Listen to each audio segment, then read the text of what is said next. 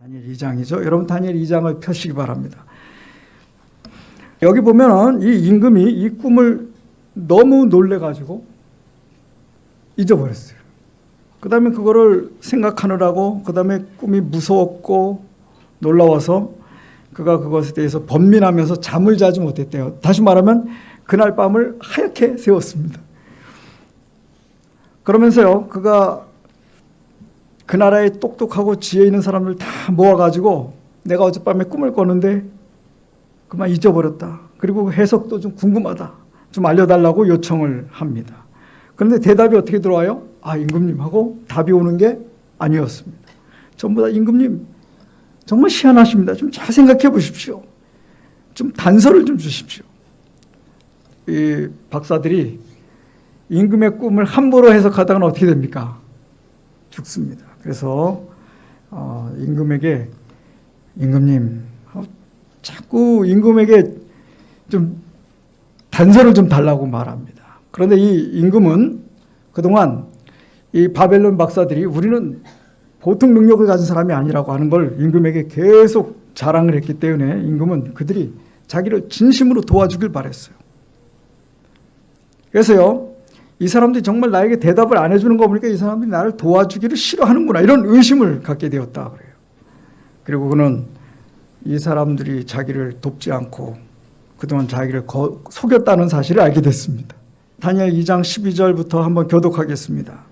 왕이 이로 말미암아 진노하고 통분하여 바벨론의 모든 지혜자들을 다 죽이라 명령하니라. 왕의 명령이 내림에 지혜자들은 죽게 되었고 다니엘과 그의 친구들도 죽이려고 찾았더라. 여러분 제가요 이번에 이 다니엘서 2장을 공부하면서 바벨론 왕이 꿈을 너무너무 알고 싶은 나머지 박사들을 불렀고 박사들에게 요청을 했는데 박사들이 대답을 안 해주니까 박사들을 다 죽이라 그랬잖아요. 그죠? 이게 누구 정신일까요? 이게? 네, 저는 사탄의 정신이라고 생각합니다. 근데 이 박사들이나 술객들이나 점쟁이나 요술사들은 열심히 마귀를 섬겼어요. 근데 마귀는요, 왕을 통해서 박사들 다 죽여라. 그렇게 만드는 거예요. 사탄은요, 다니엘과 그 내 친구만 죽일 수 있다면 자기를 섬기는 술사, 무당 뭐 다 죽여도 상관없어요. 누구만 죽일 수 있으면 다니엘과 그 친구들만 죽일 수 있으면 이게 사탄의 방법입니다. 그러나 하나님은 자기를 섬기는 진실한 사람들은 머리카락 하나도 건드리지 않게 못하게 보호하시는 철저하게 우리를 사랑하시는 하나님이에요. 여러분 사탄과 마귀의 차이, 사탄과 우리 하나님의 차이점을 아시겠습니까? 하나님은 하나하나가 소중하지만 사탄은 박사들, 술객들, 바벨론에 있는 모든 사람 다 죽이도록 쓸어버리도록 왕을 충동하고 있습니다. 조금만 더 교독하겠습니다. 이에 이 은밀한 것이 밤의 환상으로 다니엘에게 나타나 보이매 다니엘이 하늘에 계신 하나님을 찬송하니라. 그래서 다니엘이 결론적으로 그는 때와 계절을 바꾸시며 왕들을 폐하시고 왕들을 세우시며 지혜자에게 지혜를 주시고 총명한 자에게 지식을 주시는도다. 여러분 우리 하나님은 세상 나라들을 정권을 바꾸시고 그 다음에 지혜자에게 지혜를 주시고 왕들을 폐하고 왕들을 세우시는 하나님임을 믿으십니까? 그래서 다니엘이 임금에게 가서 뭐라고 말했습니까? 임금님 우리가 기도할 시간을 주십시오. 이렇게 죽이시면 안 됩니다. 우리 기도할 시간을 주십시오. 그리고 임금님이 꿈은 꾸셨으니까 우리도 기도하고 자면 꿈에 그 꿈이 올 겁니다. 그러니까 지금 죽이면 안 돼요. 우리가 뭐 해야 돼요? 우리도 꿈을 꾸고 하나님 우리에게 그 해석을 알리실 때까지 기회를 주십시오. 그래서 그가 이 꿈을 꾸고 하나님을 찬송했어요. 그러면서 임금 앞에 이렇게 말합니다. 오직 은밀한 것을 나타내실 자는 하늘에 계신 하나님이시라. 그가 느부갓네살 왕에게 후일에 될 일을 알게 하셨나이다. 네, 29절도요. 왕이 침상에 나아가서 장래일을 생각하실 때에 은밀한 것을 나타내시는 이가 장래일을 왕에게 알게 하셨사오며. 자, 임금이 이 세상의 미래가 어떻게 될까? 그걸 궁금해할 때 하나님이 장래일을 왕에게 알게 하신 꿈입니다. 그래서 하나님께서 왕에게 후일에 될 일을 알게 하셨습니다. 자, 여러분 지금 이 다니엘서 2장을 오늘 공부하고 가시면 이 세상이 어떻게 될까? 지금 우크라이나하고 러시아하고 전쟁하는데 어떻게 될까? 오늘 결론을 확실히 알고 떠나셨으면 좋겠습니다. 우리는 이러한 빛을 갖고 있는 백성입니다. 세상 사람들과 같은 자세로, 같은 마음으로 이 세상 역사를 보면 되지 않겠습니다. 오늘 여기 참석한 한 분 한 분은 이 다니엘 2장과 나아가서 성경 전체의 예언을 보면서 이 세상 미래가 어떻게 될 것인지 분명한 그런 역사적인 그런 뭐랄까요, 철학 혹은 역사적인 시각을 갖고 이전을 떠나시게 되기를 바랍니다. 자, 여기 왜 왕에게 이런 꿈을 주고 잊어버리게 해가지고 사형 명령이 내리고, 여러분 사형 명령이 내렸을 때 군인들은 출동 준비가 됐고요, 경찰들은 잡아 죽일 이게 체포할 명단을 작성했을 겁니다. 그리고 박사들은 죽게 됐다는 걸 알고 막 큰일 났다고 막 집안에서 다 난리가 났을 겁니다. 죽을 뻔했습니다. 자, 왜 이런 소란이 바벨론에 있어야 됐을까? 여러분 한번 생각해 보세요. 왜 그냥 임금님이 꿈을 꿨는데 내가 이런 꿈을 꿨다 그러면 신하들이 뭐 해석하고 그냥 간단하게 넘어갈 일인데 왜 이렇게 복잡한 과정이 필요했을까? 하나님께서는 그 왕에게 위대한 진리를 전하시려 하셨다.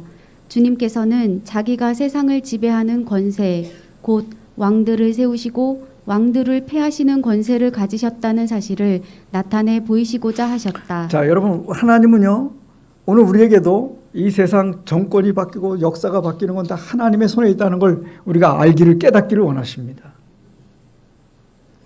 그리고 이 세상 끝까지의 미래가 그의 앞에 공개되어야 하였다. 그래서 이러려면 모든 사람이 정신 번쩍 나고 죽을 뻔하고 막 그래가지고 이게 도대체 무슨 꿈이냐 다 궁금해가지고 모두가 이해할 수 있도록 이런 소란을 허락하셨다는 겁니다.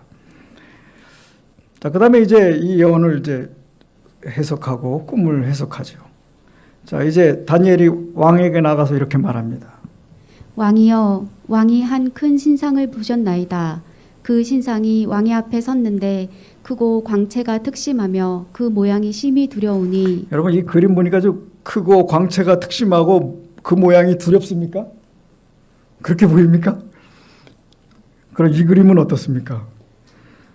자, 왕이 근데 이 앞에 어마어마한 크고 광채가 빛나고 심히 두려운 모습으로 상상하셔야 됩니다. 여러분 자신은 요만하게 생각하고 상상으로 그렇게 하셔야 됩니다.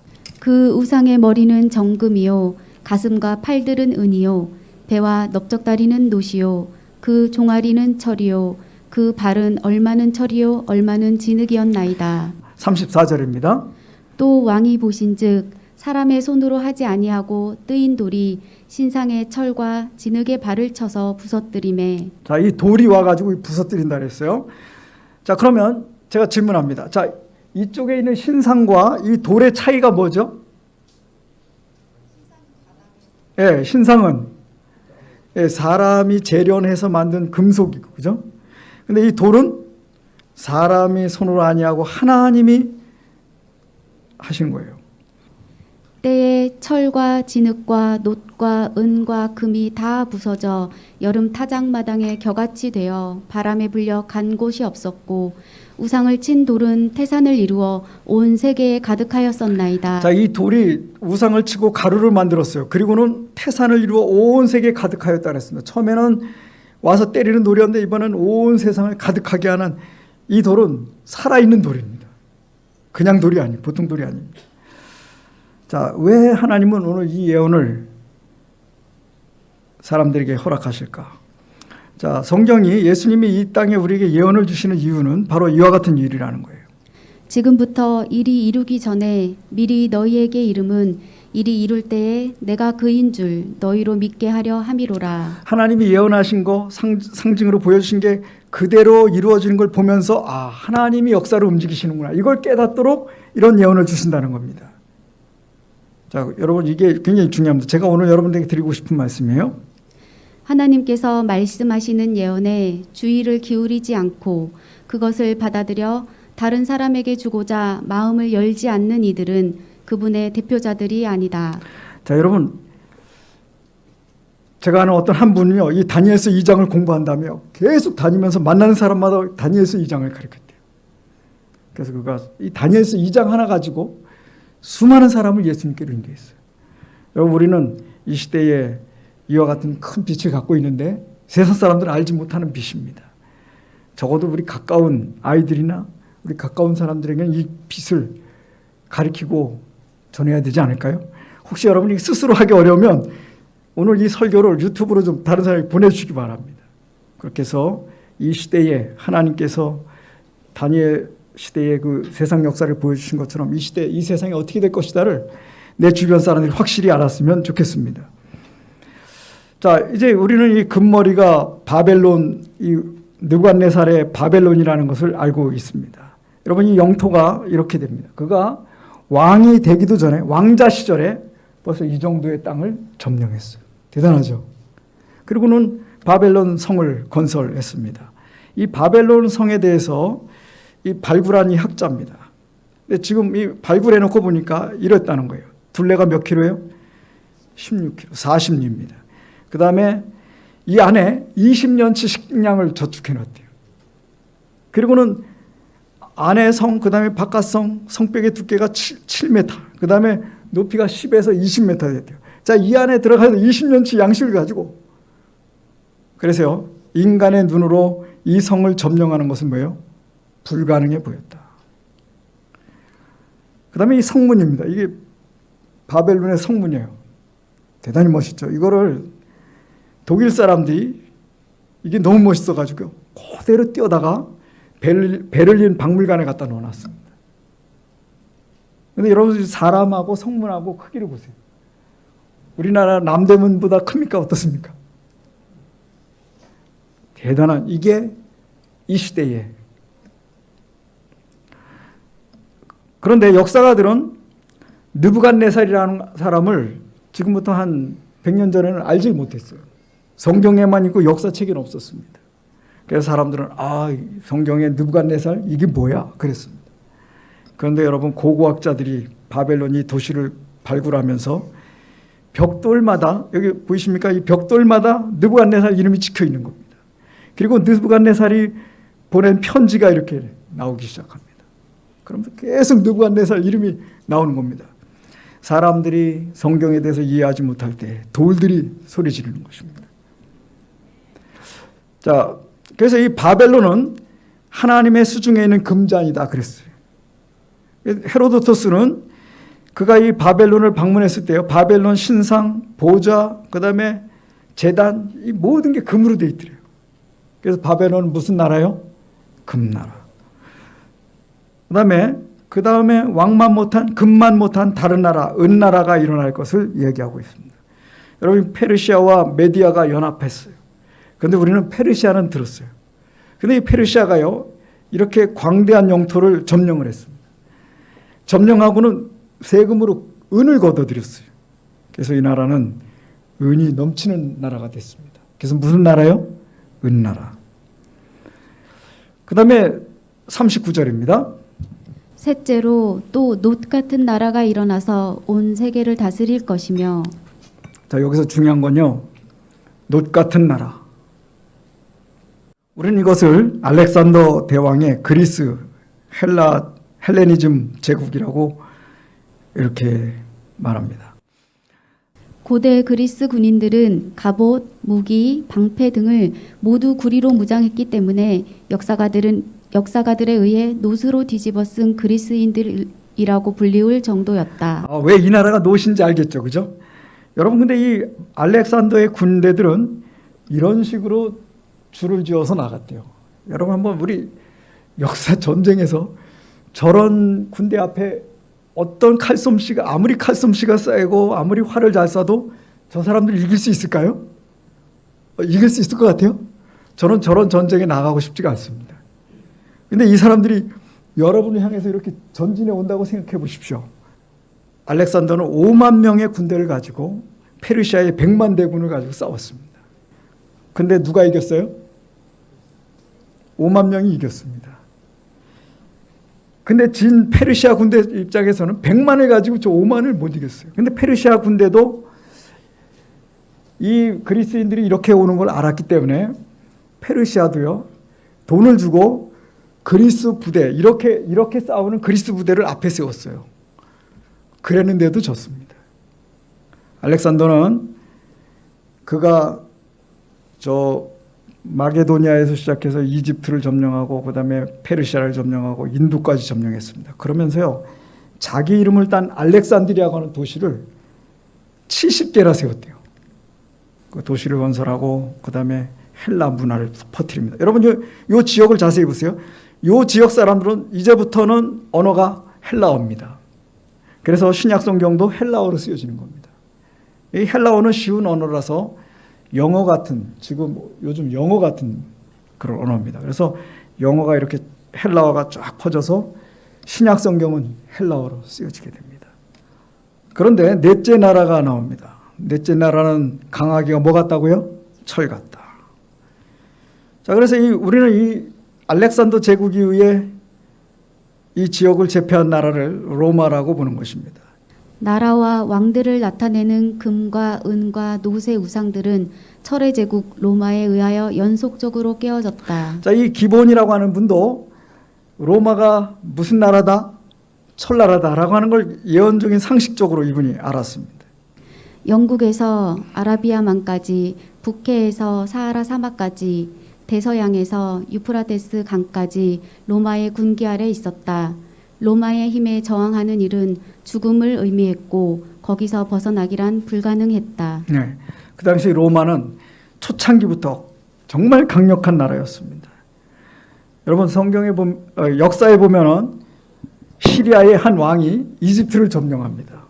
그런데 로마의 사신이 와가지고 물러나라 그랬어요. 여러분 기껏 점령했는데 물러나라. 그래 물러나겠어요? 그런데 로마의 사신이 그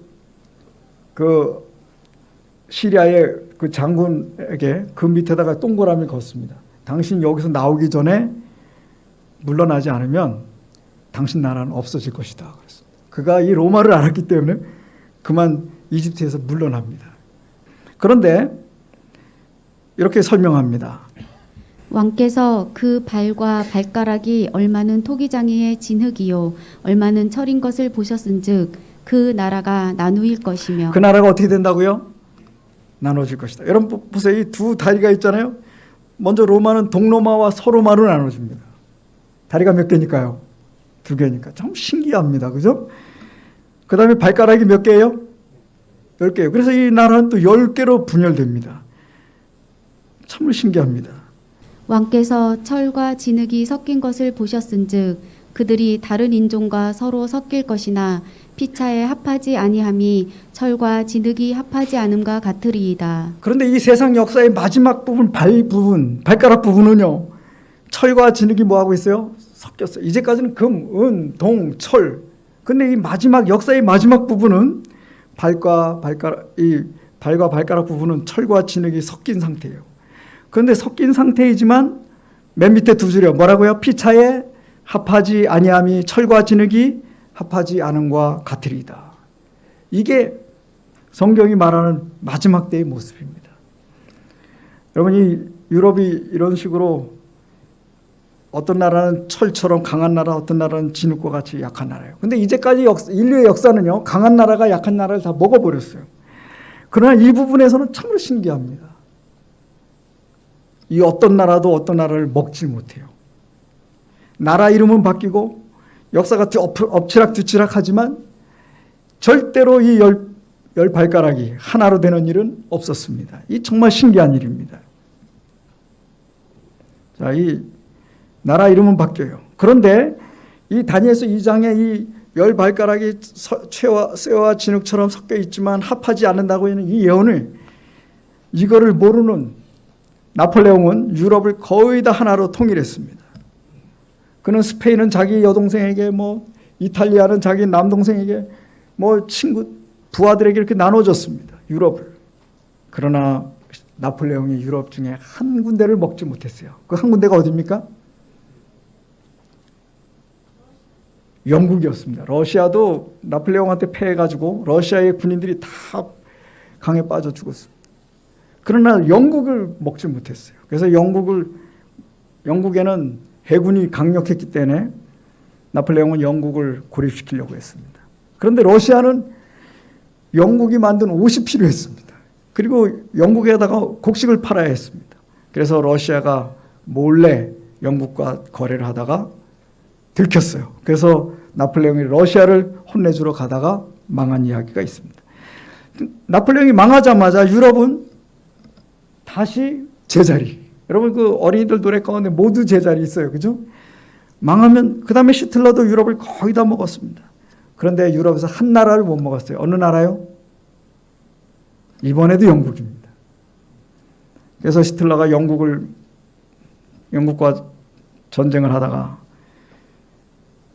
또 이번에도 저 러시아의 지금 우크라이나 지역의 곡식과 그다음에 러시아의 석유를 탐내고 소련을 쳐들어갔다가 또 이번에도 망합니다. 히틀러가 망하자마자 유럽은 여전히 다시 뭐예요? 철과 진흙이 섞인 제자리로 돌아가는 겁니다. 만약에 나폴레옹이 히틀러가 이들이 섞여 있지만 피차에 합하지 않겠다는 걸 알았더라면 이 고생했을까요? 안 했을까요? 자, 푸틴이 유럽이 하나가 될 수 없고 누가 해도 유럽을 통째로 먹을 수 없다는 이 사실을 안다면 저 고생할까요? 안 할까요? 그런데 여러분 지금 유럽은요 이 우크라이나 전쟁을 맞이해서 두 가지 운동이 일어나요. 첫째는 유럽 연합으로 다시 한번 결속하기 시작합니다. 그리고 나토라고 하는 군사 동맹을 강화하고 있습니다. 그런데 여러분 이렇게 해서 이제 점점 유럽이 하나가 되는 것처럼 보여질 때 여기 또 한 나라가 찬물을 꼈습니다. 그게 이번에도 뭐예요? 이번에도 영국입니다. 영국은 하나님의 종이에요. 그래서 유럽이 이 로마가 하나가 되지 못하도록 하나님은 계속해서 영국을 쓰고 계십니다. 이 상태에서 누가 오신다고요? 돌나라 예수님의 나라가 온다는 것입니다. 크신 하나님이 장래일을 왕께 알게 하신 것이라 이 꿈이 참되고 이 해석이 확실하니이다. 자, 하나님이 이 세상 미래를 이렇게 정해 놓으셨다는 거예요. 그러니까 이 열 발가락 시대에 철과 진흙이 섞인 이 상태에서 돌나라가 올 것이다. 이 꿈은 뭐하다고요? 참되고 이 해석은 확실합니다. 자, 한번 따라해 보세요. 이 꿈이 참되고 이 꿈이 참되고 이 해석이 확실하니이다. 믿으십니까? 여러분 이 상태에서 예수님이 재림하신다는 거예요. 여러분 베드로전서 2장에는 이 돌나라가 어떤 나라인지를 이야기합니다. 사람에게는 버림바가 되었으나 하나님께는 택하심을 입은 보배로운 산 돌이신 예수에게 나아와. 여기 예수님은 돌은 돌인데 이 돌나라의 그 주인이신데 예수님은 그냥 돌이 아니고 뭐라고요? 산돌인데 또 어떤 산돌? 보배로운 산돌. 그분이 누구시라고요? 예수님 나라. 한번 들어볼까요? 이 열왕의 때에 하늘의 하나님이 한 나라를 세우시리니 이것은 영원히 망하지도 아니할 것이요 그 국권이 다른 백성에게로 돌아가지도 아니할 것이요 도리어 이 모든 나라를 쳐서 멸하고 영원히 설 것이라. 자, 이 모든 나라가 멸망하고 예수님의 나라 하나님 나라가 세워질 것이라고요. 여러분 외국인들이 한국의 시민권 따려고 그렇게 애쓰고 한국 여권을 그렇게 탐냅니다. 그 가치가 있어요. 그러나 여러분 하나님 나라의 시민권은 어떨까요? 이거는 목숨을 내놓고 지켜야 되는 가치가 있습니다. 맞습니까? 이 나라는 정권이 바뀌지도 않고 도리어 영원히 설 것입니다. 예수님은 누가복음 20장 18절에 이렇게 말씀하십니다. 무릇 이 돌 위에 떨어지는 자는 깨어지겠고 이 돌이 사람 위에 떨어지면 저를 가루로 만들어 흩으리라. 여러분 예수님을 영접한 사람은 구원을 받습니다. 그러나 예수님을 영접하지 않은 사람은 이 돌이 그 위에 떨어져서 가루가 될 것이다. 여러분 이 세상은 가루가 될 운명이 있습니다. 그러나 우리는 예수님을 믿고 이 돌나라의 심이 될 그런 특권을 갖고 있습니다. 이사야 28장 16절입니다. 그러므로 주 여호와께서 가라사대 보라 내가 한 돌을 시온에 두어 기초를 삼았노니 곧 시험한 돌이요 귀하고 견고한 기초돌이라. 자, 여기 보니까 보배로운 산돌 한 분을 두었어요. 내가 이분을 어떻게 할 것이냐? 이분을 영접하는 사람은 구원을 받습니다. 이분을 거절하는 사람은 가루가 될 것입니다. 그래서 이분은 시험하는 돌입니다. 귀하고 견고한 기초돌입니다. 여러분 이 돌에 대해서 오늘 배웠다는 건 정말 특권입니다. 자, 이 돌이 이 땅에 돌나라가 임하기 전에 하나님은 우리에게 재림의 징조들을 주셨어요. 여러분 여기 제가 5가지를 도는데 여러분은 어느 게 제일 가슴에 와닿습니까? 이 1, 2, 3, 4, 5 도덕의 타락이냐, 혹은 뭐 교통의 발달과 지식의 증가냐, 바벨론이 이 세상을 다 바벨론의 정신으로 물들이는 것이냐, 아니면 전염병, 지진, 재난, 해수면의 상승 같은 이것이냐, 혹은 복음이 땅끝까지 전파되고 세천사의 기별이 전파되고 또 공격받는 이 상황. 이 5개 중에 어느 게 제일 마음에 와닿아요? 저는 2번이 제일 가슴에 와닿아요. 과학과 지식이 증가해서 앞으로 그런 일이 있을 거다 그랬잖아요. 여러분 성경의 예언대로 이루어지고 있습니까? 여러분 그럴 때 사단은 지금 그때 다니엘을 죽이려고 했듯이 지금도 하나님 백성들을 죽이려고 이렇게 하고 있습니다. 자, 1번입니다. 마귀가 자기의 때를 얼마 못된 줄을 알므로 크게 분내어 너희에게 내려갔음이라 하더라. 사탄이 계속 여러분을 유혹하고 공격하고 그럴 것입니다. 그러나 하나님은 두려워 말라. 내가 너를 지켜주고 너와 함께 하겠다. 너희 머리카락 하나도 상하지 않겠다 그랬어요. 그러니까 겁만 주고 허풍만 떨지 결코 아무것도 못합니다. 예수님 믿으시고 하나님이 사탄은 나를 공격하려고 뭐 사형명도 내리고 온갖 짓을 하겠지만 여러분 절대로 안전함을 믿으시기 바랍니다. 그 다음에 2번째요. 근신하라 깨어라 너희 대적 마귀가 우는 사자같이 두루 다니며 삼킬 자를 찾나니. 네, 여러분 그러나 기억하십시오. 사탄은 여러분을 계속 자게 하고 졸게해서 멸망하려고 집어삼키려고 할 것입니다. 그러므로 깨어 있으시기 바랍니다. 3번입니다. 거짓 그리스도들과 거짓 선지자들이 일어나 큰 표적과 기사를 보이어 할 수만 있으면 택하신 자들도 미혹하게 하리라. 자, 이 택하신 자들도 미혹될 수 있다는 거예요? 안 될 수 없다는 거예요? 예. 그러므로 여러분 군인처럼 군인 정신으로 예수님 믿으시기를 바랍니다. 그 다음에요. 그때의 사람이 너희에게 말하되 보라 그리스도가 여기 있다 보라 저기 있다 하여도 믿지 말라. 다시 말씀드리지만 거짓 선지자가 진짜보다 많습니다. 맞아요? 저도 가짜일 가능성이 있습니다. 그렇기 때문에 성경만 믿으세요. 아멘. 그 다음에 여러분 그래서요 사람들의 말 분위기에 휩쓸리지 마세요. 유튜브 아무거나 보지 마세요. 성경을 읽으시기 바랍니다. 5번입니다. 먼저 이것을 알지니 말세에 기롱하는 자들이 와서 자기의 정욕을 쫓아 행하며 기롱하여 가로되 주의 강림하신다는 약속이 어디 있느뇨. 예수님의 재림에 대해서 무뎌지고 주님 오실 날을 가까웠다는 거 이거를 그냥 인사로만 주님 오십니다 준비합시다 그러는 거 하나도 준비 안 하고 이런 정신줄 놓고 살기 정말 두려운 시대입니다. 학교에서부터 유치원부터 전부 진화론 교육이 성행하는 시대에 우리가 살고 있습니다. 그러므로 여러분 이것을 알지니 성경 말씀대로 이루어졌고 하나님이 창조주시라는 걸 항상 기억하시기 바랍니다. 하나님은 천지 만물을 창조하신 분이고 나의 모든 것을 만드신 분이라는 것을 기억하시고 하나님을 나의 절대적인 주권자로 인정하시게 되기를 바랍니다. 그 다음 6번입니다.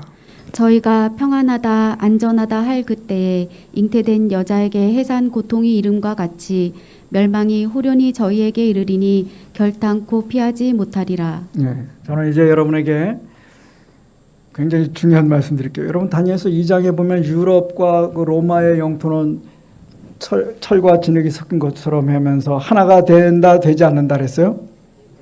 안 된다. 이 상태잖아요. 이게 왜 그럴까 한번 생각해 보셨습니까? 요한계시록 13장에 가면 두 세력이 나옵니다. 근데 한 세력은 유럽에 있어요. 자, 유럽이 하나가 되고 한 세력이 주도권을 잡으면 여기 요한계시록 13장에 나오는 이 작은 뿔, 이 짐승, 이 세력이 유럽에서 힘을 쓸 수가 없습니다. 그래서 유럽의 이 권이 힘을 쓰려면 유럽은 하나가 되면 절대 안 되는 것입니다. 누가 유럽에서 왕 노릇을 해야 되는 거예요? 세계적으로? 종교적으로? 그래서 다니엘서 2장은 유럽 지역, 로마 지역은 하나가 돼서는 안 된다는 것입니다. 하나님께서는 거기는 철과 진흙이 섞인 상태로 예수님 재림 때까지 이렇게 엎치락뒤짝하면서 그냥 10발가락 시대가 계속 예수님 재림 때까지 있을 것이고 거기에 한 세력이 왕노릇할 것이다. 반대로 신대륙에서는 미국 주도의 세계 정치는 계속돼야 됩니다. 그럼 미국이 주도하려면 유럽은 찌그러져야 되는 것입니다. 그래서 하나님은 요한계시록 13장에 나오는 미국 주도의 세계 정치 질서를 얘기하시는 거예요. 자, 우리는 이 상태에서 하나님 백성들은 새 천사의 기별을 땅끝까지 전파하고 모두가 주님이 창조주시고 창조주를 기념하는 안식일을 지키면서 하나님께 경배하고 새 천사의 기별을 전하도록 이 상태로 하나님이 두셨다는 겁니다. 그런데 우리가 정신줄 놓고 평안하다 안전하다 하면 되지 않는다는 것입니다. 자, 이제 우리 주님이 곧 오십니다. 저는 이 돌나라의 백성인 것을 자랑스럽게 생각합니다. 자, 우리는 어떤 사람들입니까? 내 아버지께 복받을 자들이요. 여러분, 우리는 예수님 믿고 복받은 사람들입니다. 창세로부터 우리를 위해 준비된 나라가 있습니다. 그 나라가 어디예요? 돌나라입니다. 그러므로 여러분, 주님 오실 때가 가까웠습니다. 주님 오십니다. 다시 한번 주님 오십니다. 말씀을 마치겠습니다.